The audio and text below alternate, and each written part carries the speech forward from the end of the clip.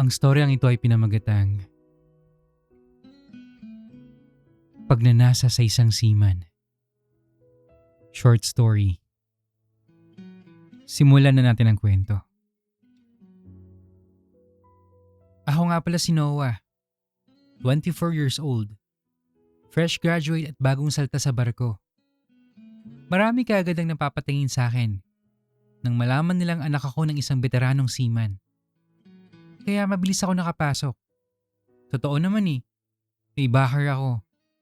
Pero hindi ibig sabihin nun, alam ko na kagad ang buhay sa dagat. Sa unang araw ko pa lang sa barko, siya kagad ang napansin ko. Si Rafael. Matangkad, moreno, brusko. At may titig na parang kayang tunawin ng isang tao. Ang gwapo kasi niya.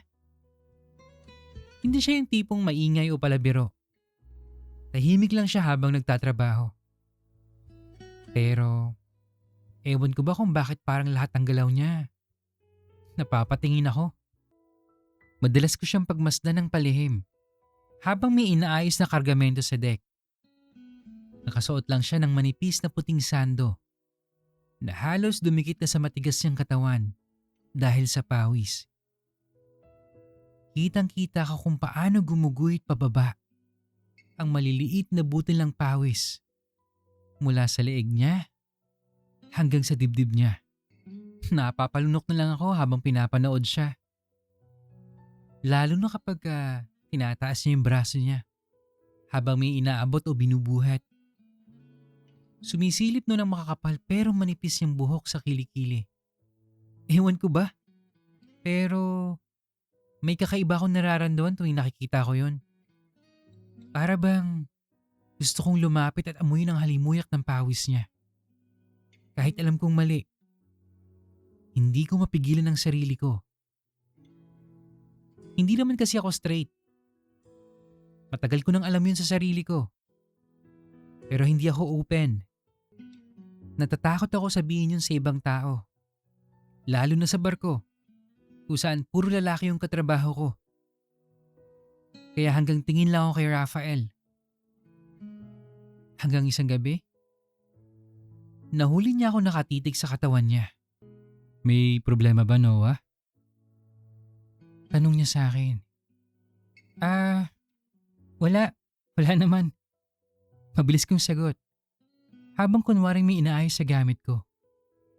Pero naramdaman kong lumapit siya. Amoy na amoy ko kagad ang pinaghalong alat ng dagat, pawis, at yung pabango niyang sobrang panlalaki. Nakakabaliw. Para kong nanghina habang katabi ko siya noon. Tulala ka yata. Ayos ka lang ba? Sabi niya habang nakasandal sa bakal na pader ng barko. Napakagat ako sa labi ko. Hindi ko alam kung anong isasagot ko Simula nung makita ko siya, hirap na akong alisin ang tingin ko sa katawan niya. Lalo na tuwing nagtatrabaho siya. Tuwing umiigting ang braso niya habang nagbubuhat. Tuwing pumapatak ang pawis sa moreno niyang balat. Tuwing itinataas niyang kamay niya at bahagyang sumisilip ang makapal niyang buhok sa kilikili.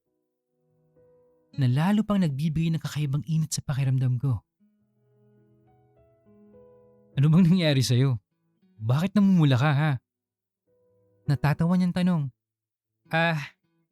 Mainit lang kasi. Pagsisinungaling ko.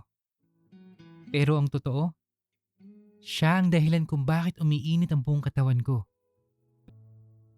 Bigla siyang yumuko ng bahagya. Palapit sa akin. Dahilan para mas lalo akong kabahan. Hindi ka ba sanay sa barko? Tanong niya sa akin habang diretsong tingin sa mga mata ko. Tumango ako. Ayos lang yan. Masasanay ka rin. Sabi niya, bago dumaan ang tingin niya sa labi ko. At sa unang pagkakataon, pakiramdam ko hindi lang ako may tinatagong pagnanasa sa barkong yon.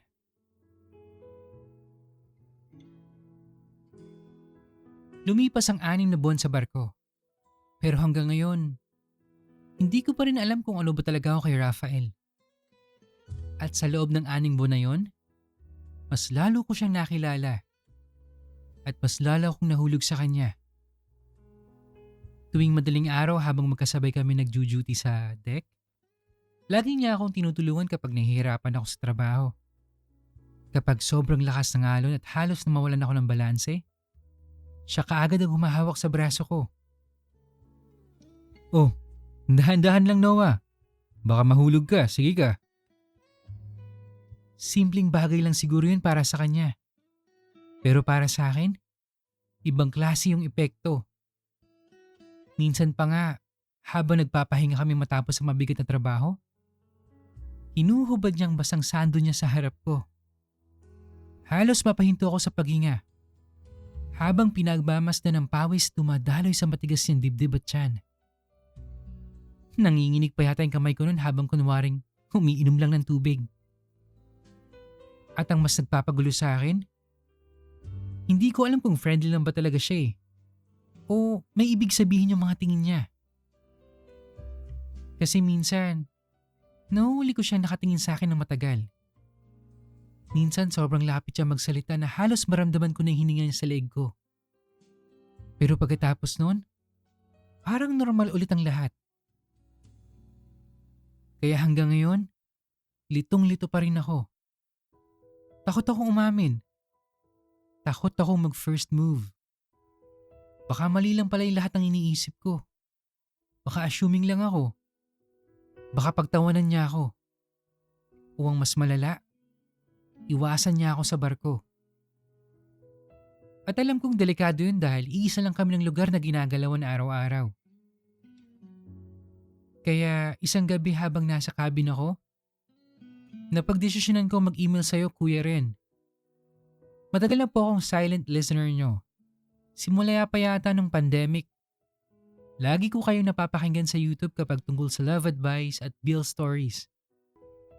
Pakiramdam ko kasi, may intindihan mo ko. Kuya Ren, kailangan ko po ng advice nyo.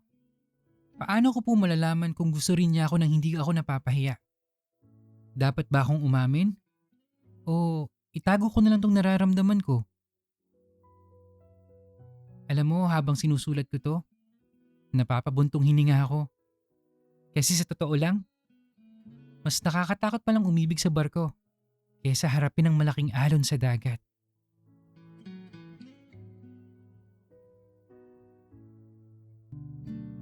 Okay! Happy Wednesday, guys! Another short story na naman tayo today, no? Kamusta kayo dyan? Ha? Sino ba dito yung may trip sa mga seaman? Comment nga kayo sa baba, guys. And don't worry, 2 more days to go na lang at rest day na ulit. Konting tiis na lang, makakapagpahinga rin tayo, no? Noah, first of all, thank you for trusting me with your story. Gusto kong sabihin sa'yo na normal lang yung nararamdaman mo. Walang masama kung may nagugustuhan kang tao. Babae man yun o lalaki. Ang mahirap lang talaga minsan, lalo na sa sitwasyon mo, hindi mo alam kung saan ka lulugar eh. Kung safe bang ilabas yung totoong nararamdaman mo. At gets kita.